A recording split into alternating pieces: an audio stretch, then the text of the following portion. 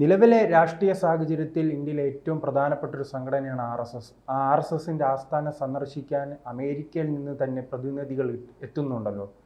അതൊരു മാറിയ ഇന്ത്യയുടെ സ്വഭാവമാണോ? അതെ, RSSന് ഒരു അയിത്തം കൽപ്പിച്ച് മാറ്റി നിർത്തിയിരുന്ന ഒരു കാലമുണ്ടായിരുന്നു. ഇന്ത്യയിൽ മാത്രമല്ല, ഇന്ത്യക്ക് പുറത്ത്. ഇന്നിപ്പോഴിതാ ഈ അമേരിക്കയിൽ നിന്ന് പോലും പ്രതിനിധി സംഘം, അവിടുത്തെ മുൻ സെനറ്റ്, മുൻ കോൺഗ്രസ് അംഗങ്ങൾ അടങ്ങുന്ന ഒരു പ്രതിനിധി സംഘം RSSന്റെ ക്യാമ്പ് സന്ദർശിച്ചിരിക്കുകയാണ്. അതായത് രാജ്യമൊട്ടാകെയുള്ള RSSന്റെ പ്രവർത്തകരിൽ നിന്ന് തിരഞ്ഞെടുക്കപ്പെട്ട ഒരു വിഭാഗത്തിന് നാഗ്പൂരിൽ വെച്ച് കാര്യകർത്താ വികാസ് വർഗ്, ഈ RSS വിവിധ വർഗുകൾ സംഘടിപ്പിക്കും. ശിബിരങ്ങൾ, വർഗുകൾ, സാംഘിക്കുകൾ, ഇതൊക്കെ ചില സാങ്കേതിക പദങ്ങളാണ്.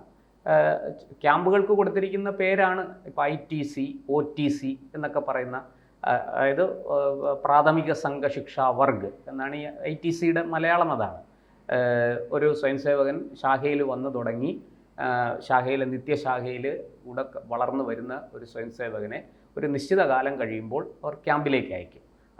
ആദ്യമായിട്ട് പോകുന്ന ആ ക്യാമ്പ്, അങ്ങനെയുള്ള സ്വയംസേവകരായതിനു ശേഷം ആദ്യമായിട്ട് പങ്കെടുക്കുന്ന ക്യാമ്പിൻ്റെ പേരാണ് പ്രാഥമിക സംഘശിക്ഷാ വർഗ്. അതുപോലെ ദ്വിതീയയുണ്ട്, തൃതീയയുണ്ട്, അതായത് 2ാം വർഷം, 3ാം വർഷം എന്നൊക്കെയാണ് അതിൻ്റെ അർത്ഥം. അത്തരത്തിൽ ഈ പ്രധാനപ്പെട്ട കുറച്ച് ആൾക്കാരെ രാജ്യമൊട്ടാകെയുള്ള RSS പ്രവർത്തകരിൽ നിന്ന് തിരഞ്ഞെടുക്കപ്പെട്ട ഒരു വിഭാഗത്തിന് നാഗ്പൂരിൽ വെച്ച് അവർ പരിശീലനം കൊടുത്തു. സംഘടനാ സംബന്ധമായ, സംഘടന എങ്ങനെ മുന്നോട്ട് കൊണ്ടുപോകണം, ഇനി എന്തൊക്കെയാണ് ചെയ്യേണ്ടത്, ഭാവി എങ്ങനെയായിരിക്കണം, അങ്ങനെ സംഘടനയുടെ ചട്ടക്കൂടുമായി ബന്ധപ്പെട്ട് ആശയപരമായ കാര്യങ്ങൾ, സംഘത്തിന് നേരെയും അനുകൂലമായിട്ടും ഉണ്ടാകുന്ന വിമർശനങ്ങൾ, പരാമർശങ്ങൾ, ഇതൊക്കെ അവിടെ എന്താ പറയുക, അവിടുത്തെ വിഷയങ്ങളാണ്, അവിടെ ചർച്ച ചെയ്യും. അപ്പോൾ അതൊക്കെ ഈ പ്രവർത്തകരെ സംബന്ധിച്ച് പ്രഗത്ഭരായ ആൾക്കാർ, വിദ്വാൻമാരായ ആൾക്കാർ വന്ന് ക്ലാസ് എടുക്കും. ഇതൊക്കെ ഉള്ളതാണ്. അപ്പോൾ അത്തരത്തിലുള്ള ഒരു കാര്യകർത്താ വികാസ്, കാര്യകർത്താവ് എന്ന് പറഞ്ഞാൽ നമ്മൾ ഓഫീസ് ബെയറർ എന്ന് പറയുന്നുള്ളൂ, ഭാരവാഹി എന്നർത്ഥമാണ്. കാര്യകർത്താ വികാസ് വർഗ്, ഈ ഹിന്ദിയിൽ വാക്കുകൾ കേൾക്കുമ്പോൾ നമുക്ക് എന്തൊക്കെയോ ഒരു വലിയ ഇത് തോന്നും. പൊതുവേ RSSൽ പ്രവർത്തിക്കുന്നവർക്ക് അങ്ങനെയൊന്നും തോന്നില്ല, കാരണം അവർക്ക് അതിനെ സംബന്ധിച്ചറിയാം. നമ്മൾ RSSനെ കുറിച്ച് വായിക്കുകയും പഠിക്കുകയും അറിയുകയും ചെയ്യുമ്പോഴാണ് നമുക്കും ഇതൊക്കെ മനസ്സിലാകുന്നത്. ഈ കാര്യകർത്താവ് എന്ന് വെച്ചാൽ ഭാരവാഹി എന്നാണ് അർത്ഥം. ഒരു കാര്യം ചെയ്യാനായി ചുമതല ഏറ്റെടുത്തിരിക്കുന്ന ആൾ, അത് ആ ആളിനെ ആണ് നമ്മൾ കാര്യകർത്താവ് എന്ന് വിളിക്കുന്നത്. അപ്പോൾ അത് ഹിന്ദിയിൽ കാര്യകർത്ത എന്ന് പറയും. അങ്ങനെ പറയുമ്പോഴും ഇങ്ങനൊരു സംഘടന നമ്മുടെ ഇന്ത്യക്കാർക്ക് സ്വീകാര്യമായ ഒരു സംഘടനയാണ്. അതുകൊണ്ടാണല്ലോ അവരുടെ രാഷ്ട്രീയ മുഖം ഇപ്പോൾ ഇന്ത്യ ഭരിക്കുന്നത് ഉൾപ്പെടെയുള്ള സംഭവിച്ചിരിക്കുന്നത്. പക്ഷെ അമേരിക്ക പോലുള്ള ഒരു ലോകശക്തി, അവരുടെ പ്രതിനിധികൾ തന്നെ സന്ദർശിക്കുന്നതിന്റെ ഉദ്ദേശം എന്തായിരിക്കും? അത് വളരെ കൃത്യമാണ്. ശ്രീജിത്തിന്റെ ചോദ്യം വളരെ പ്രസക്തമാണ്. കാരണം ഇന്ന് ലോകത്ത് വലിയ അശാന്തിയുണ്ട്.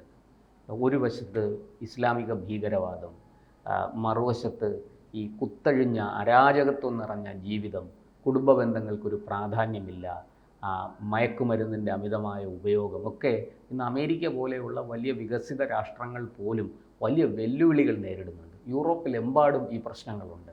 നമുക്കറിയാം, ബ്രിട്ടനൊക്കെ നേരിടുന്നത് ചെറിയ വെല്ലുവിളിയല്ല. അപ്പോൾ അവരെല്ലാവരും ഇതിനെന്തുണ്ടൊരു ശാശ്വതമായ പരിഹാരം? ഈ കുടുംബ ബന്ധങ്ങളിങ്ങനെ അഴിഞ്ഞു പോവുക, അത് പിന്നെ ഭാര്യയും ഭർത്താവും 2 വഴിക്ക് പോവുക, കുട്ടികളെ നോക്കാൻ ആളില്ല, കുട്ടികളുടെ ഭാവി അപകടത്തിലാകുക, കുട്ടികൾ വഴിതെറ്റിപ്പോവുക, അവർ കുറ്റവാളികളായി മാറുക, ഇതൊക്കെ വലിയ രീതിയിൽ അമേരിക്കയിലും ലണ്ടനിലും യൂറോപ്പിലെമ്പാടും അവർ നേരിടുന്നുണ്ട്. ഇപ്പോൾ ഉദാഹരണത്തിന് സ്കൂളിൽ, അമേരിക്കയിൽ ഒരു സ്കൂളിൽ ഒരല്പം മുതിർന്ന കുട്ടിയെ, ഒരു 12 വയസ്സിന് മുകളിലുള്ള കുട്ടിയെ ടീച്ചർ, പഠിപ്പിക്കുന്ന അധ്യാപകൻ വഴക്ക് പറഞ്ഞാൽ അവൻ നേരെ വീട്ടിൽ പോയി തോക്കെടുത്തുകൊണ്ട് വന്ന് അധ്യാപകനെയും കൂടെയുള്ള കുട്ടികളെയും വെടിവെച്ച് കൊല്ലുന്ന ഒട്ടനവധി സംഭവങ്ങൾ നമ്മൾ കേട്ടിട്ടുണ്ട് അമേരിക്കയിൽ. അപ്പോൾ ഇങ്ങനെ ഒരു അച്ചടക്കമില്ലാത്ത, സദാചാര മൂല്യങ്ങളില്ലാത്ത ഒരു സമൂഹം ലോകത്ത് വലിയ രീതിയിൽ വ്യാപിച്ചിട്ടുണ്ട്. അവിടെ അതിന് പരിഹാരം എന്ത് എന്ന് ചിന്തിക്കുന്ന ബുദ്ധിമാന്മാരും അറിവുള്ളവരും ജ്ഞാനികളുമായിട്ടുള്ള ആൾക്കാർ അതിൻ്റെ പരിഹാരം തേടിയാണ് അവർ ഭാരതത്തിലേക്ക് വരുന്നത്. അതിൽ അവർ വലിയൊരു മാതൃകയായിട്ട് RSSനെ കാണുന്നു എന്ന് തന്നെ പറയണം. കാരണം ഇന്ന് ഇന്ത്യക്ക് പുറത്ത് വലിയ രീതിയിൽ വ്യാപിച്ചുകൊണ്ടിരിക്കുന്ന 1-2 ഹിന്ദു സംഘടനകളെക്കുറിച്ച് ഞാൻ പറയാം. ഒന്ന് ഇസ്കോൺ, ഇൻ്റർനാഷണൽ ശ്രീകൃഷ്ണ കേന്ദ്രം. അതിൻ്റെ ഇസ്കോണിൻ്റെ പ്രവർത്തനങ്ങൾ റഷ്യയിൽ പോലും വലിയ തോതിൽ ഇന്ന് വ്യാപിച്ചിട്ടുണ്ട്. അമേരിക്കയിലുണ്ട്, അമേരിക്കയിലാണ് അവർക്ക് ഏറ്റവും കൂടുതൽ ആൾക്കാരുള്ളത്. അതുപോലെ യൂറോപ്പിലെമ്പാടുമുണ്ട്. അത് കഴിഞ്ഞാൽ പിന്നെ ഉള്ളൊരു സംഘടന HSS ആണ്, ഹിന്ദു സ്വയം സേവക്. അത് RSSൻ്റെ തന്നെയാണ്. പക്ഷേ മറ്റ് രാജ്യങ്ങളിൽ RSS എന്ന് പറഞ്ഞല്ല അത് പ്രവർത്തിക്കുന്നത്, HSS എന്നുള്ള പേരിലാണ്. അവിടെയുള്ള ഹിന്ദുക്കൾ സംഘടിച്ച് ഹിന്ദു സ്വയം സേവക് ശാഖകൾ നടക്കുന്നുണ്ട്. ശാഖകൾക്ക് ഉപരിയായ മറ്റ് കാര്യക്രമങ്ങൾ നടക്കുന്നുണ്ട്, ശിബിരങ്ങളുണ്ട്, ഇതെല്ലാം അവിടെയും നടക്കുന്നുണ്ട്. ചെറിയ തോതിലാണ്, എണ്ണമൊക്കെ കുറവാണ്. ഇന്ത്യയിലെ അല്ലെങ്കിൽ ഭാരതത്തിനുള്ളിലെ പോലെ അല്ല, അത്രയും സംഖ്യ അവിടെയില്ല. പക്ഷേ നല്ല പ്രവർത്തനം നടക്കുന്നുണ്ട്. നമുക്കറിയാം അമേരിക്കയിലൊക്കെ ഇപ്പോൾ നിരവധി ഹിന്ദു സംഘടനകൾ, അതിനെ ചുറ്റിപ്പറ്റി നിരവധി ഹിന്ദു സംഘടനകൾ പ്രവർത്തിക്കുന്നുണ്ട്. പിന്നെ മറ്റൊന്ന് ആര്യസമാജം പ്രവർത്തിക്കുന്നുണ്ട്. ആര്യസമാജം പോലെ തന്നെ നമ്മുടെ ശ്രീരാമകൃഷ്ണ മിഷൻ പ്രവർത്തിക്കുന്നുണ്ട്. അതുപോലെ അമൃതാനന്ദമയി മഠത്തിന് ശാഖകളുണ്ട്. അമൃതാനന്ദമയി മഠം ഇന്ത്യക്ക് പുറത്ത് അമേരിക്കയിലും മറ്റ് യൂറോപ്യൻ രാജ്യങ്ങളിലും എല്ലാം അവർക്ക് ചെറിയ ചെറിയ ശാഖകളുണ്ട്. അവിടെ എല്ലാം കൂട്ടായ്മകളുണ്ട്. അപ്പോൾ അവിടെയെല്ലാം സനാതനധർമ്മം എന്താണ്, സനാതനധർമ്മത്തിൻ്റെ മഹത്വം എന്താണ്, അത് ജീവിതത്തിൽ ആചരിക്കുന്നത് കൊണ്ട് നമുക്ക് എന്ത് ഗുണമുണ്ടാകും, നമുക്ക് എന്തൊക്കെ പ്രയോജനങ്ങൾ അതിൽ നിന്ന് കിട്ടും, ഭൗതികമായും ആധ്യാത്മികമായും മനുഷ്യൻ്റെ ഉന്നതി, മനസ്സമാധാനം, ശാന്തി, ഇതൊക്കെ മറ്റുള്ളവർക്ക് പകർന്നു കൊടുക്കാനും അവരെ പഠിപ്പിച്ചു കൊടുക്കാനുമാണ് ഈ സംഘടനകളെല്ലാം പ്രവർത്തിക്കുന്നത്.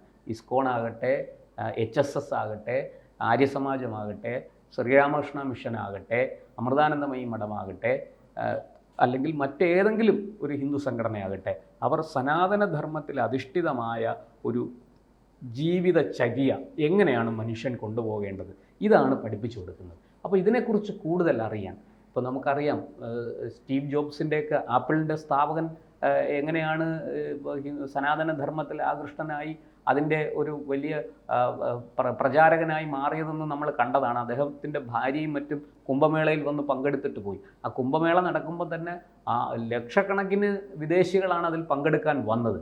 ഇത് നമ്മളാരും നിർബന്ധിച്ച് ആരെയും കൊണ്ടുവരുന്നതല്ല. അവരിതിൻ്റെ നന്മ, ഇതിലുള്ള മഹത്വം തിരിച്ചറിഞ്ഞിട്ട് അതിൽ ആകൃഷ്ടരായി അതിൽ സ്വാധീനിക്കപ്പെട്ടു വരുന്നവരാണ്. അപ്പോൾ അത്തരത്തിലുള്ള ഒരു വരവാണ് ഈ അമേരിക്കൻ പ്രതിനിധി സംഘവും. എങ്ങനെയാണ് RSS, ഈ RSSൻ്റെ ഒരു പ്രത്യേകത, RSS കേവലം ഒരു സാംസ്കാരിക സംഘടനയോ ആധ്യാത്മിക സംഘടനയോ മാത്രമല്ല, അത് സമഗ്രമായ ഭാരതത്തിൻ്റെ ഒരു പുനർനിർമ്മിതിക്ക് വേണ്ടി, ഒരു രാഷ്ട്ര നിർമ്മിതിക്ക് വേണ്ടി രൂപീകരിക്കപ്പെട്ട സംഘടനയാണ്. അതോടൊപ്പം തന്നെ ഈ സംഘടന എന്ന രീതിയിൽ എന്തായാലും RSS വിദേശ രാജ്യങ്ങളുമായി ഇപ്പോൾ വലിയ രീതിയിൽ ബന്ധം സ്ഥാപിക്കാൻ ശ്രമിക്കുന്നുണ്ടല്ലോ. തീർച്ചയായിട്ടും അവർക്ക്, ഞാൻ നേരത്തെ പറഞ്ഞല്ലോ, HSSന് വിദേശങ്ങളിൽ ശാഖകളുണ്ട്. അവിടെയെല്ലാം RSSൻ്റെ പ്രവർത്തനങ്ങൾ നടക്കുന്നുണ്ട്. അത് RSS എന്നുള്ള പേരിലല്ല, ഹിന്ദു സ്വയം സേവക് എന്നുള്ള പേരിലാണ് അത് നടക്കുന്നത്. അതുകൊണ്ട് തന്നെ അവിടുത്തെ ഭരണാധികാരികളും അവിടുത്തെ നിയമങ്ങളും ഒക്കെ പാലിച്ചാണ്, അവിടുത്തെ നിയമങ്ങൾക്ക് വിധേയമായിട്ടാണ് അത് പ്രവർത്തിക്കുന്നത്. അതുകൊണ്ട് തന്നെ അവിടുത്തെ ഭരണാധികാരികളുമായിട്ട് നല്ല ബന്ധമാണ് അവർ പുലർത്തുന്നത്. അപ്പോൾ സ്വാഭാവികമായിട്ടും അതൊക്കെ കണ്ട് മനസ്സിലാക്കുന്നവർ, അത് കണ്ട് അതിൽ ആകൃഷ്ടരാകുന്നവർ തീർച്ചയായിട്ടും ഇന്ത്യയിലേക്ക് വരും. ഭാരതത്തിൽ ഈ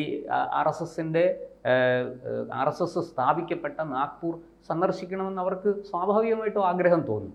അങ്ങനെയാണ് അവർ വരുന്നത്. മാത്രമല്ല, ഇതിനെക്കുറിച്ച് കൂടുതൽ പഠിക്കാൻ, ഇത് നമ്മളെങ്ങനെ ഈ സിസ്റ്റം നമ്മുടെ നാട്ടിൽ, നമ്മുടെ സമൂഹത്തിനിടയിൽ ഇതെങ്ങനെ പ്രാവർത്തികമാക്കാം, ഇതും അവർ ചിന്തിക്കുന്നുണ്ട്. അത്തരത്തിൽ ഒരു വരവാണ് ഈ അമേരിക്കക്കാരുൾപ്പെടെയുള്ള, ഇപ്പോൾ അമേരിക്കൻ പ്രതിനിധി സംഘം വന്നത് ഇപ്പോൾ ഒരു വാർത്തയായിട്ടുണ്ട്. മുമ്പ് പല രാജ്യങ്ങളിൽ നിന്ന് പലരും വന്നിട്ടുണ്ട്. റഷ്യയിൽ നിന്ന് ആൾ വന്നിട്ടുണ്ട്, ചൈനയിൽ നിന്ന് ആൾ വന്നിട്ടുണ്ട് RSS എന്താണെന്ന് പഠിക്കാൻ. അപ്പോൾ ഇതൊക്കെ ചരിത്രത്തിലുള്ളതാണ്. ഇപ്പോൾ ഈ അമേരിക്കൻ പ്രതിനിധി സംഘം വന്നിരിക്കുന്നു. അവർ വന്നിരിക്കുന്ന ആൾക്കാരുടെ പേരുവിവരങ്ങളൊക്കെ ഉണ്ട്. എല്ലാം വളരെ ഉയർന്ന വലിയ ഉന്നത നിലയിൽ ഒക്കെ പ്രവർത്തിക്കുന്നവരും പ്രവർത്തിച്ചിരുന്നവരുമായ ആൾക്കാരൊക്കെയാണ് വന്നിട്ടുള്ളത്. എല്ലാവരുടെയും പേരുവിവരങ്ങൾ പറയാനുള്ള സമയം നമുക്കില്ല. പക്ഷേ RSSൻ്റെ കാര്യപദ്ധതി എങ്ങനെയാണ്, എന്താണ്, അതെങ്ങനെയാണ് നടപ്പാക്കുന്നത്, ഇതൊക്കെ മനസ്സിലാക്കാനാണ് അവർ വന്നത്. അതിൽ അവർ വളരെ സംതൃപ്തരാണ്. കാര്യങ്ങളൊക്കെ അവർക്ക് നല്ലവണ്ണം പഠിക്കാൻ എന്തായാലും അമേരിക്കയിലെ രാഷ്ട്രതലവന്മാർ തന്നെ ചിലപ്പോൾ RSS സംഭാവന ചെയ്യുന്ന, നരേന്ദ്രമോദിയെ ഇന്ത്യക്ക് സംഭാവന ചെയ്യുന്നത് RSS കാര്യാലയം സന്ദർശിക്കുന്ന ഒരു അവസ്ഥ ഉണ്ടാകും അല്ലേ? തീർച്ചയായിട്ടും ഈ അമേരിക്കയിൽ മാത്രമല്ല, ലോകത്ത് പല രാജ്യങ്ങളുടെയും ഭരണത്തലവന്മാർ ഈ RSSൻ്റെ ആസ്ഥാനത്ത് വരികയും ചർച്ച നടത്തുകയും RSS എന്താണെന്ന് മനസ്സിലാക്കാൻ ശ്രമിക്കുകയും ചെയ്യും എന്ന് തന്നെയാണ് ഈ സംഭവം തെളിയിക്കുന്നത്.